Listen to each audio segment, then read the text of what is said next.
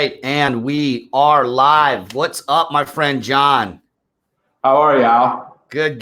John Ruhlin, you wrote an amazing book that I think I've read at least 3 times. We're going to dig into that. We're going to dig into your story, where you came up with it, and learn about John. Before we do that, let's go to one of our sponsors here who makes this podcast possible, and then dig right in. Sounds great. Hey, Cleveland. This episode is brought to you by the friendly realtors at Stasek Group of eXp Realty. They have a proven, repeatable system. It's backed by market research to sell your home for up to 18% more than traditional real estate agents. So call them.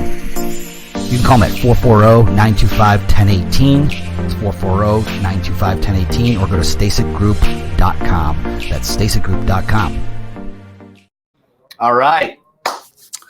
So, John, we were kind of chatting before we went live here about how small this world is and all the different connections that we have on so many levels locally. So that's awesome. We can dig into some of that. But tell me, the name of this podcast is CLE Live.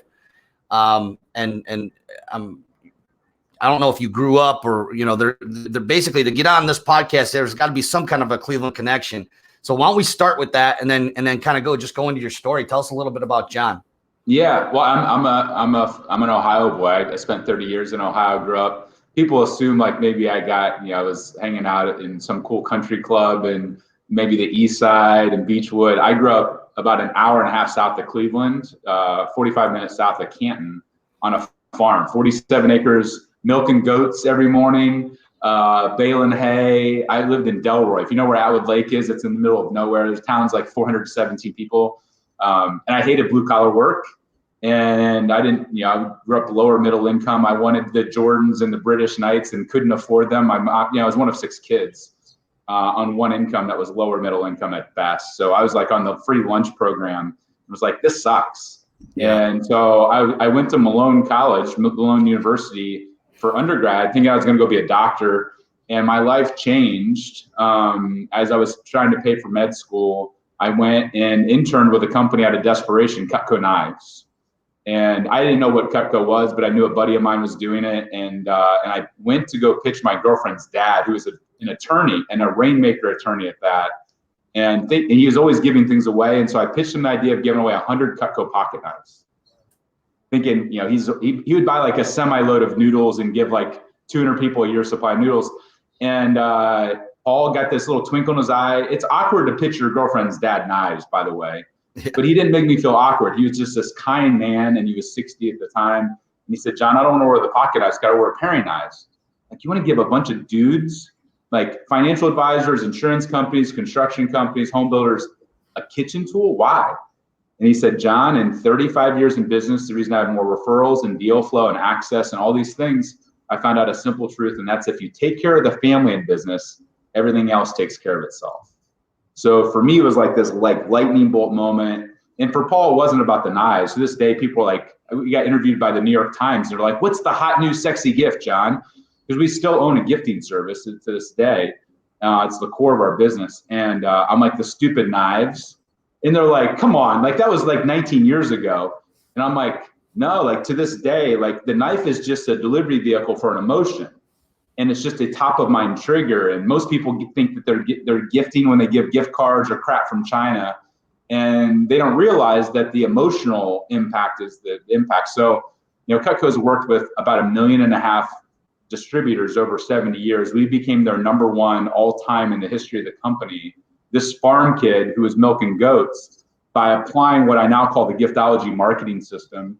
And so now we help solopreneurs that are authors, speakers, financial advisors, all the way up to the Chicago Cubs, use gifting as a way to get, literally in some cases, our clients get 1,000x ROI from applying these principles consistently that I learned 20 years ago from this small country attorney. That's awesome, man. I mean, and the brands that you've worked, I mean, you mentioned the Chicago Cubs, Morgan Stanley, Jacksonville Jaguars, Shell, Caesar's Palace, the list goes on and on. I have to pinch myself. it's amazing. Congratulations. And really, I think that I like to talk about the principles behind things, right? Yep. The book itself, if you haven't read Giftology, you need to go to Amazon and get yourself a couple copies, because don't just buy one copy, buy like 10, because I guarantee that if you're a small business owner, or if you're a big business owner and you're watching this, you're going to read the book and you're going to want to give it away. As the book says, Giftology. I mean, it's part of the principles, but the main principle that I hope that maybe you can expand on more, that I think the reason why it works is the law of reciprocity, right? Yep. And kind of unpack that, because that's really kind of where this comes from. If it wasn't for and they call it the law of reciprocity because it's a law, it's a principle that just doesn't change. And this doesn't matter whether you're in real estate, whether you're the Chicago Cubs. Talk about that emotional thing that you had just mentioned, that I believe is provoked by that law of reciprocity. Yeah. Well, the law of reciprocity, I mean, it's been around, like whether you believe in a God or not, it's woven into the DNA of human beings, whether you're in Africa, Asia, the US, whether you have $1 million business, $1 billion business. As humans, when somebody does something nice for you, and there's a key is people think that they can manipulate, and they'll do the law of reciprocity wrong. Robert Cialdini wrote a book called Influence. And if you give a gift or do something for somebody with strings attached, they feel manipulated. And that's how most people do gifts. They give gifts after a referral's done. They give gifts after a deal's done. They give the gift and then they ask for a deal and they ruin the gift. And so they're like, people will say, John, like I do the giftology thing. It doesn't work. And I'm like, did you follow the recipe? And they're like, well, kind of.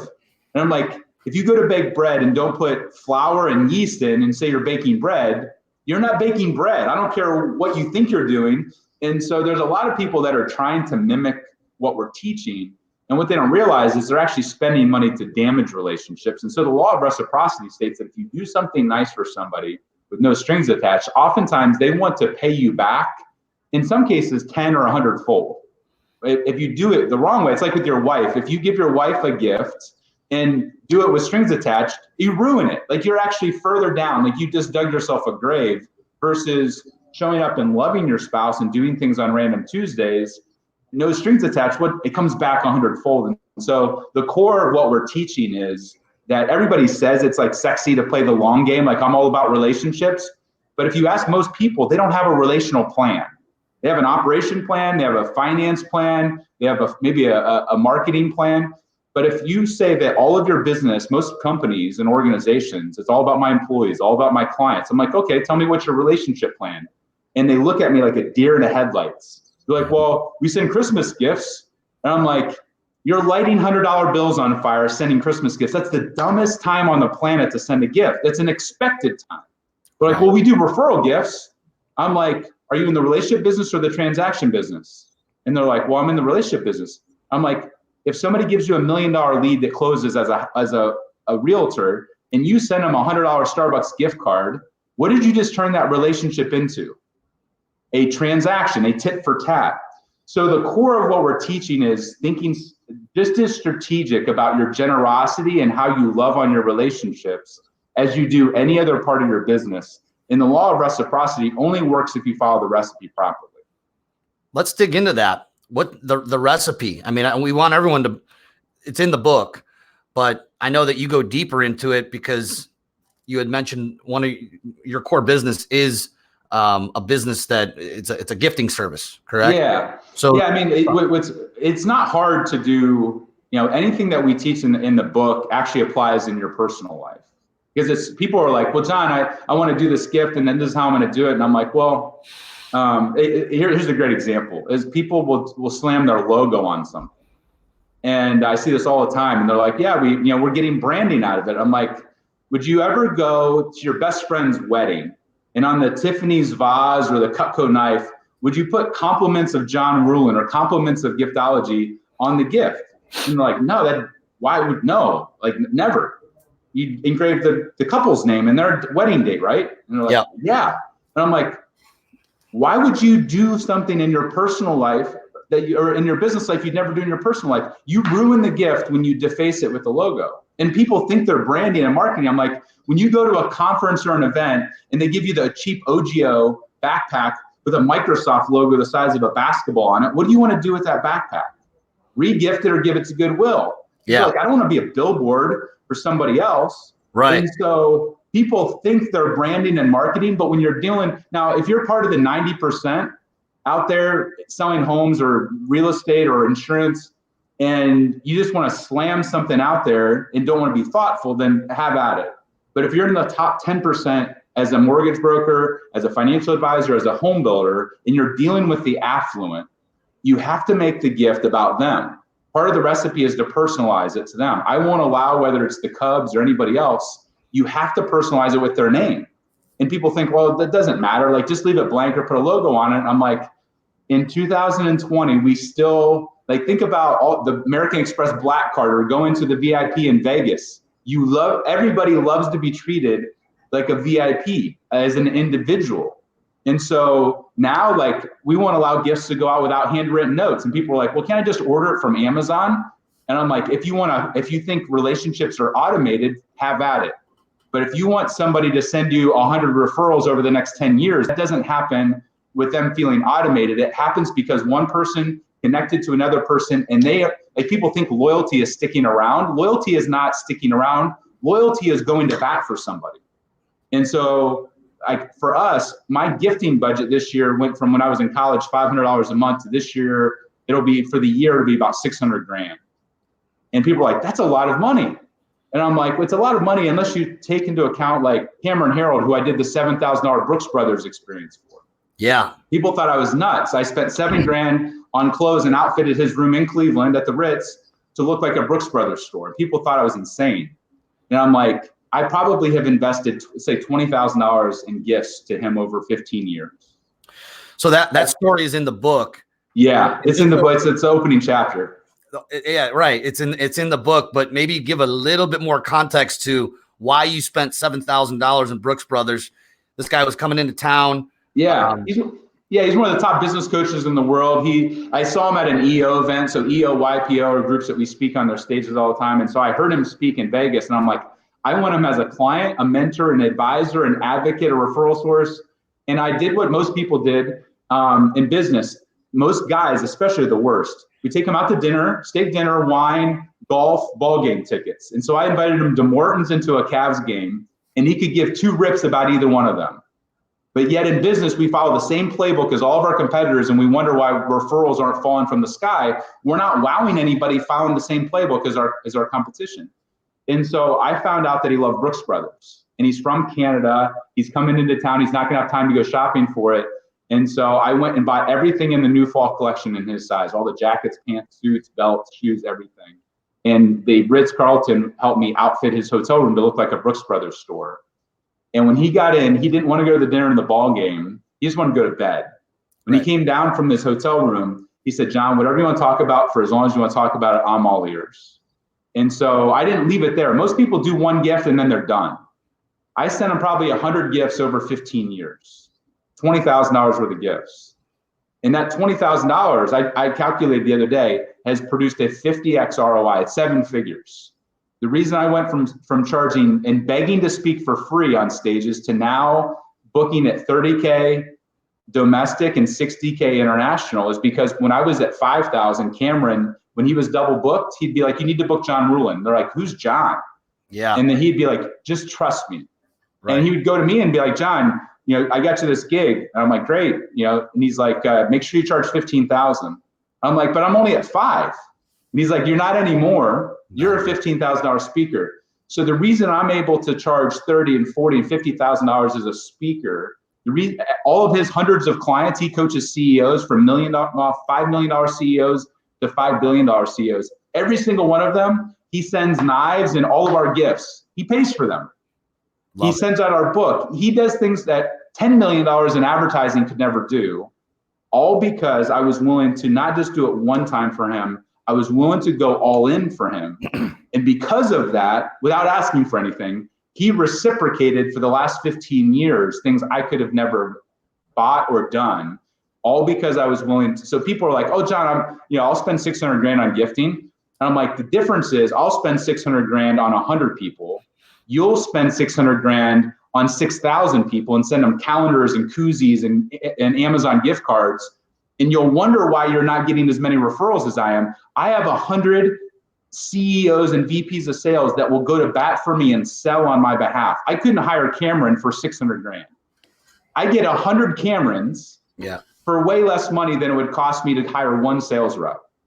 And because of that, it makes all the difference in the world. We're getting doors open for us. I don't deserve to work with the Cubs. I don't deserve to work with the Jaguars. I'm a farm boy from Ohio. But when you have people out there advocating and selling on your behalf, and I've been doing this for, like, this year will be 20 years. I started when I was 20 years old. I turned 40 in March. That's the true long game, is measuring in decades, not days. Yeah, it's making so when I speak on a topic, one of my coaches kind of taught me, and we call it deposits. And I literally just drew this correlation between what you're talking about and what I speak about, which is more along the lines of social media, how to attract business to you versus chase business and buy leads. And I'm speaking to real estate agents when I'm speaking, but one of the pieces is this idea of you can't make a withdrawal out of a bank account until you've made deposits. And the same thing goes with what we call your relationship capital, if you will. You can't make a withdrawal or even ask for a withdrawal out of any relationship until you've made multiple deposits. And I kind of teach that through, how to do that through social media and through video. And that correlation, I think the principle is the same. How I learned this is through another mutual friend that we have, which is Michael Reese and Jay Kinder. I was and still am part of their high-level mastermind. And I'm sure you've been part of many high-level masterminds. It's absolutely $25,000 a year to be in this mastermind. And so you're getting people kind of like what you were alluding to. You only want to work with the top, 1-2%, because those people, most people trip over $1 to get to a dime. And so we understand the value in it. But I learned this, and I think what Mike and Jay called it was surprise and delight. Yep. I think it's talked about in a different book, but I would get surprised and delighted by random gifts that Mike and Jay would send. And I'm assuming I wasn't the only one receiving these gifts, but top people.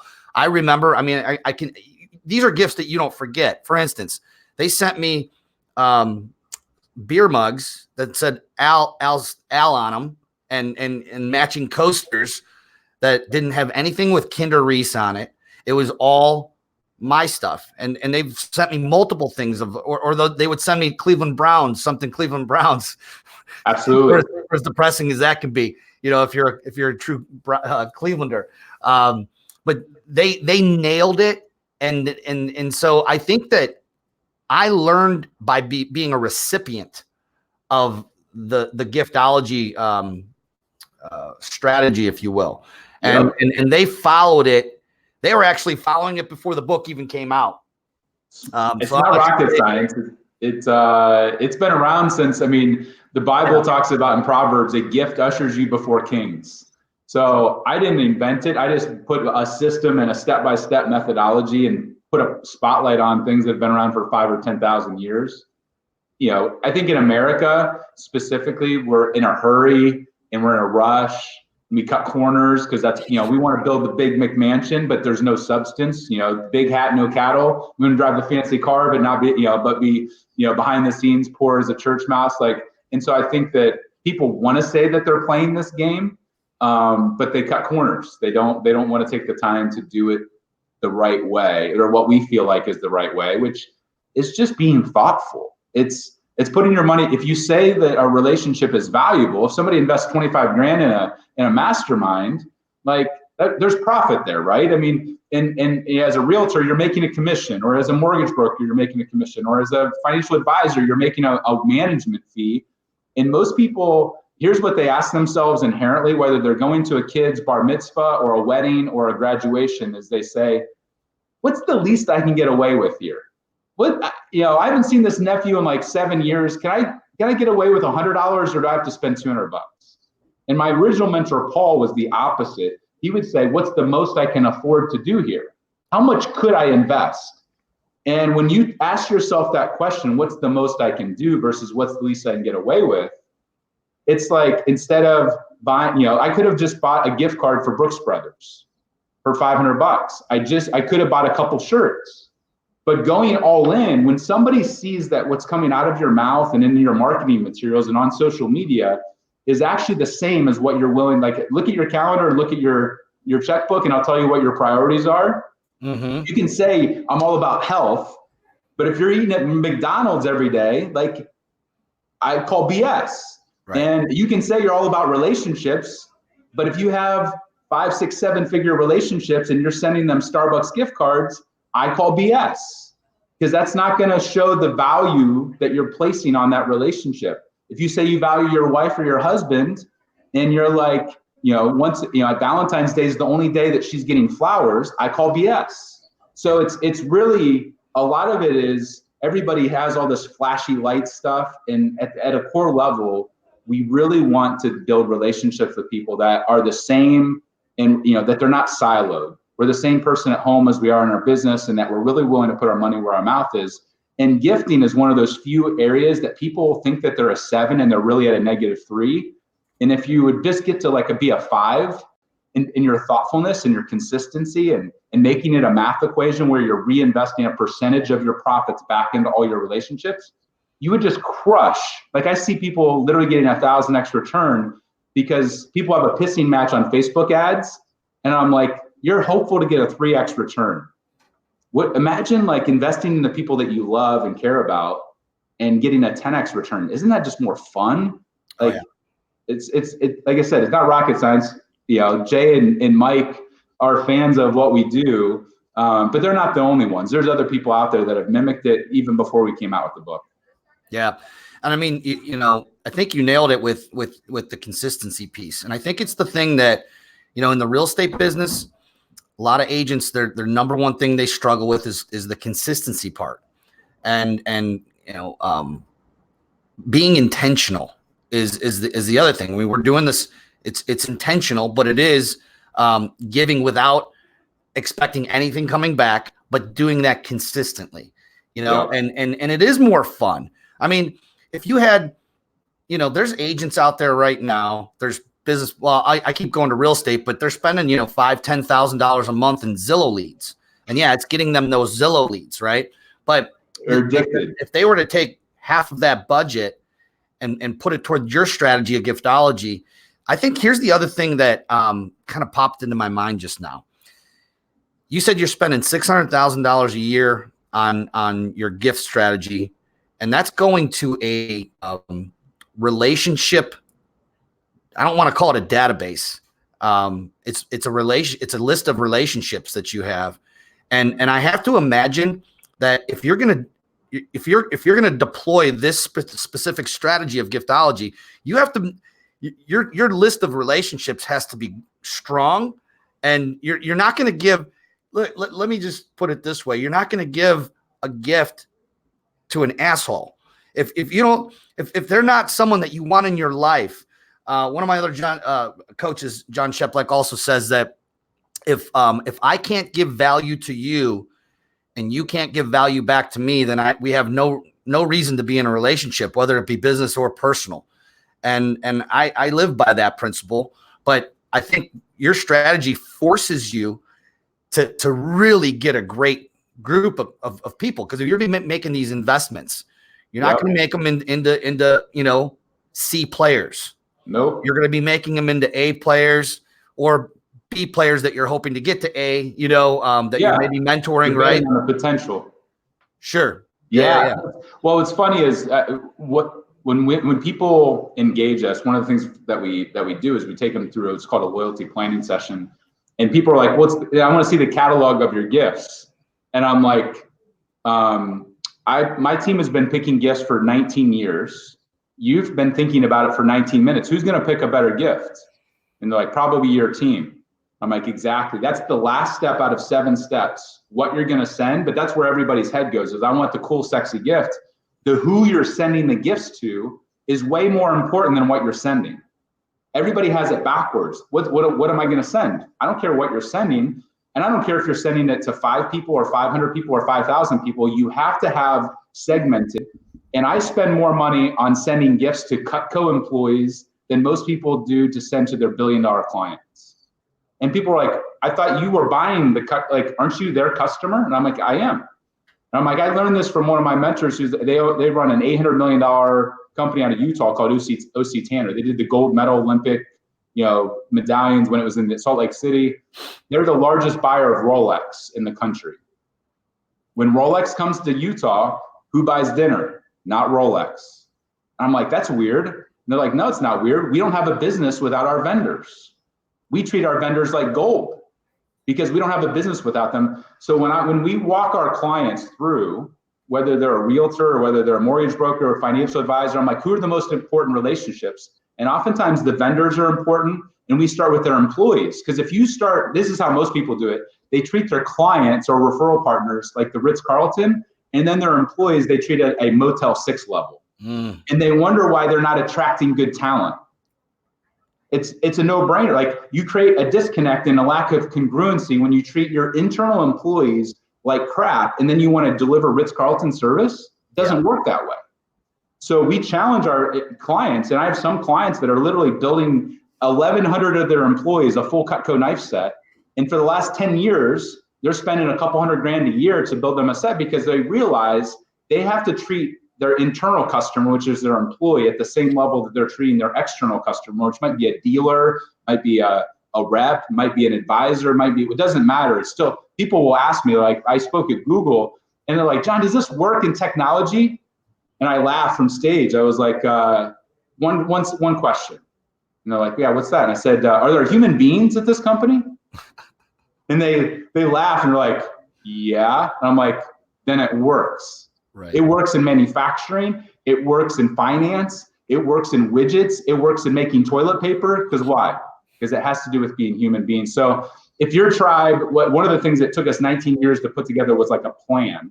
And we call it our Giftology marketing system. We charge thousands to develop the plan, but if somebody wants to go develop the plan on their own, they can go to giftologysystem.com and download our entire playbook for free, no cost to it, but it will walk them through. I'm going to put that up on the screen. What was it again? Giftology System, giftologysystem.com. They can download the full playbook for free. And with that, it talks about who you're sending gifts to. What should you be budgeting? Why are you sending the gift? What should the timing be? I call it, and one of the things we talk about is no ABC gifting, no anniversary, no birthday, no Christmas. And realtors are like horrified because they're like, oh my gosh, that's when I send all my automated cards.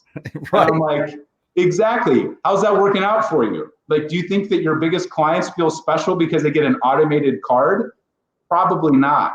But if for some of our home builder clients, we don't have them send the Cutco at closing. We have them send it at like 8 or 12 months later. So a knife set that's personalized with their family name, arrives long after the bills have started to show up and they think the builder forgot about them. All of a sudden, this customized knife set with a handwritten note and all of the little recipe things are put together. And you want to talk about like getting an actively loyal person to run through walls for you, give you referrals. That's how you build active loyalty, not passive loyalty. And the timing of the gift is just as important as what you're sending. Couldn't agree more, John. This is just appreciate you coming on here. We got giftologysystem.com. If anyone wants to go through that exercise, just go on there. Where else could they find? Are you going to be speaking anywhere? I know you speak all over the world and everything. If what are a couple of things we can promote for you here? Yeah, I would just say, I mean, take the free stuff and at a core level, my if you read Good to Great, my big, hairy, audacious goal is to inspire 1 million leaders to be radically generous with all of their relationships, and their employees, their clients, at their home, their everybody. And I'm not going to be able to pick up all of those people as clients. A simple fact. And so I want people to be committed to this. I'm speaking in Australia in about a week for Volkswagen across for their entire, for Porsche and Audi and whatever else. I'm speaking for Carson Wealth, which is like the 3rd largest IRA in the country, out in Vegas in May. I'm speaking at Warren Buffett's Berkshire Hathaway, the YPO, VIP event at the annual meeting for Buffett's group in May as well. I cap my speaking to only 20 times a year. I just had my 4th daughter on January 1st. Oh, congratulations. 974 and newborn. And so the goal for me is to do as much virtually and to get other people like you that are leaders out there, modeling the best practice, beating the drum, sending out books, talking about it from stages. I would much rather have 1,000 other people out there giving keynotes, weaving in giftology, than having to have me be on the stage, because that doesn't scale very well. So I would say that those are a handful of places to maybe catch us or find us. That's awesome. Well, we've given probably dozens of your books away to not only our masterminds, but even my agents here in Cleveland. In fact, we have a library of books. Yours is one of them, and I haven't seen the Giftology book for some time, because every time someone takes it out and brings it back, it's gone again.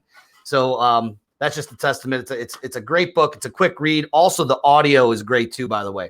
Just wanted to let you know, the first time I read it, I actually read it. Second time through, I listened to it. On Audible, yeah. You can literally listen to this book in a day. I knocked it all out in one day.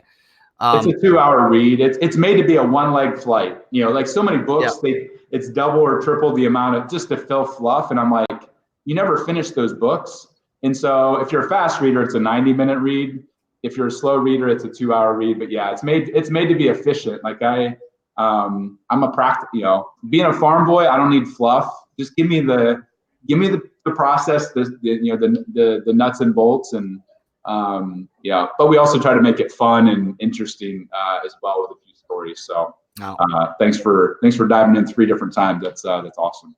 Absolutely. It's a great book, Giftology. Also, you can go to johnruhlin.com. He's got a great website there with all kinds of free stuff on this topic, and also giftologysystem.com to go through that exercise. John, thanks for coming on, man. I really appreciate it. I hope to meet you face to face one day. And congratulations on the newborn and the family and everything. And we will see you soon at the top. Thanks, Al. Thanks, John.